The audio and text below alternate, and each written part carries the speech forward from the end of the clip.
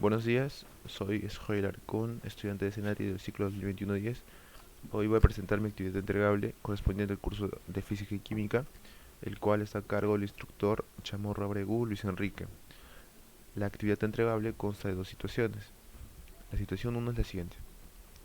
En esta situación de confinamiento social que se está viviendo a causa del COVID-19, la demanda por el servicio de Internet ha aumentado. La empresa Comuntel instalará 125 torres de comunicación en los distritos del Cusco. Para ello fue necesario transportar tubos de acero galvanizado de 8 pulgadas y media de diámetro desde la ciudad de Arequipa a Cusco, haciendo uso del camión que demoró 9 horas 40 minutos en recorrer 513,3 kilómetros. Con la ayuda de una carta geográfica nacional se midió la distancia geográfica entre las dos ciudades, siendo esta 323 kilómetros. Rescatando algunos datos puntuales de la situación, tenemos que el diámetro de cada tubo son 8 pulgadas y media. Para nuestra conveniencia en operaciones próximas, la llevaremos por factor de conversión de pulgadas a milímetros. Operando ello, tenemos que el diámetro es igual a 215,9 milímetros. También tenemos que el tiempo que demoró son 9 horas 40 minutos. Para llevar todo a una sola unidad de tiempo, por factor de conversión, operamos y tenemos que el tiempo de viaje es igual a 29 tercios en horas. Reconocer también que el recorrido fue 513,3 kilómetros y el desplazamiento 323 kilómetros. Estos datos nos servirán para operaciones próximas. Analizar la información recibida y resolver las siguientes preguntas. Pregunta A. Si el diámetro interno del tubo de acero galvanizado es de 197,5 milímetros, ¿cuál es el espesor del tubo? Bueno, para ese interrogante tenemos este gráfico que es relativo, referencial al tubo, en donde A representa el espesor y, como ya nos había indicado, el diámetro interno.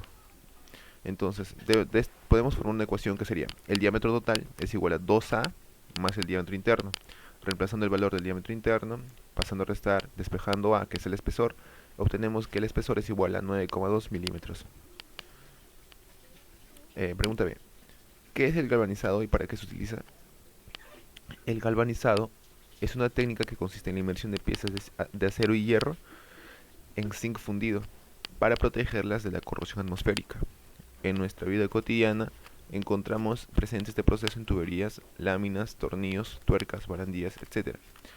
Por sus ventajas de resistencia a la corrosión y la durabilidad que proporcionan las piezas, este proceso es muy utilizado en el sector ferroviario y en construcción, e incluso en las industrias de telecomunicaciones y tendidos eléctricos. Pregunta C. ¿Cuál fue la rapidez del camión? Para responder a este interrogante tenemos dos datos. El recorrido, 513,3 kilómetros, el tiempo en horas, 29 tercios. De esta ecuación despejamos y tenemos que la rapidez es igual al recorrido entre el tiempo. Reemplazando valores, obtenemos que la rapidez es igual a 553,1 kilómetros por hora. Pregunta D. ¿Cuál fue su velocidad media? Eh, para, para este cálculo debemos considerar lo siguiente.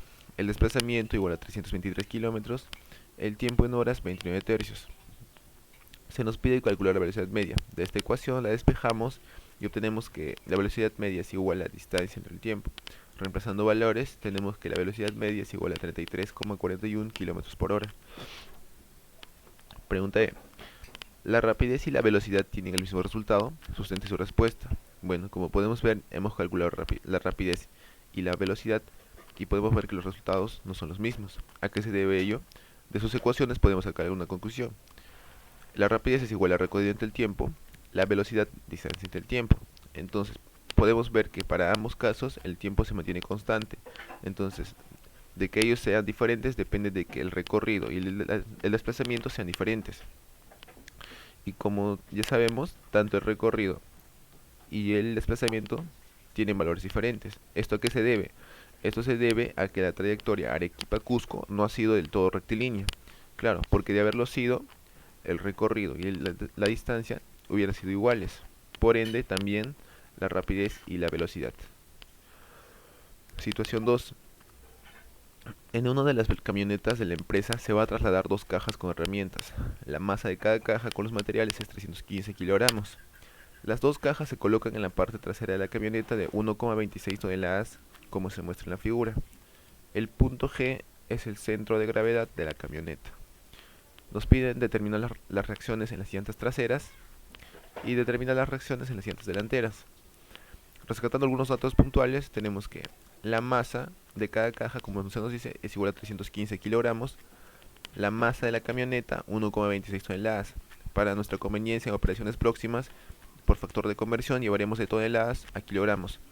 El resultado de esta operación es igual que la masa de la camioneta es igual a 1260 kilogramos. Para nuestros cálculos consideraremos al módulo de la aceleración de la gravedad igual a 9,8 metros por segundo al cuadrado. Haciendo el diagrama de cuerpo libre, vemos que el peso de C actúa en esta dirección, la reacción en las llantas traseras, que vamos a representar como RA en esta dirección, el peso de D en esta dirección, la fuerza de gravedad sobre el centro de gravedad de la camioneta, y tenemos la reacción en las llantas delanteras, que vamos a representar por RB. Podemos hacer algunos cálculos. Por ejemplo, el peso de C se calcula como la masa por la gravedad. La masa de la caja 315, la gravedad 9,8.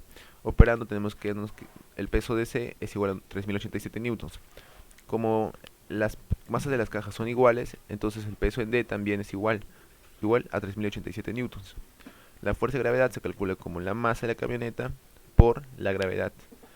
Reemplazando la masa de la camioneta 1260 por la gravedad 9,8, obtenemos que la fuerza de gravedad es igual a 12.348 newtons. Y como ya habíamos indicado, RA nos va a representar la reacción de las llantas traseras y RB la reacción de las ruedas delanteras. La pregunta nos dice, determinar las reacciones en las llantas traseras. Para calcular esto, vamos a aplicar la segunda condición de equilibrio, el cual dice que la sumatoria del momento de las fuerzas es igual a 0. Debemos recordar lo siguiente también, que el momento de una fuerza se calcula como la fuerza por la distancia. Dicha distancia será respecto de un centro de giros, o también conocido como articulación. Considerar también lo siguiente, que el momento de una fuerza será positiva si su giro es en sentido antihorario y negativa si su giro es en sentido horario. Todo esto respecto de un punto de centro de giros o articulación. Entonces, para nuestra operación vamos a tomar al centro de giros o a la articulación al punto B. Entonces podemos ver que respecto a ese punto, el peso de C actúa en sentido antihorario.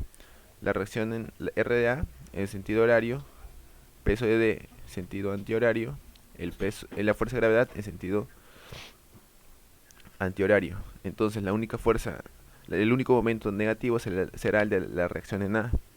También debemos considerar estas distancias respecto del punto de centro de giros o articulación.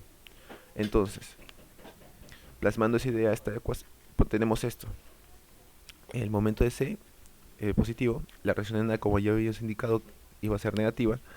El peso de D, el momento del peso de D positivo, y el momento de la fuerza de gravedad positivo.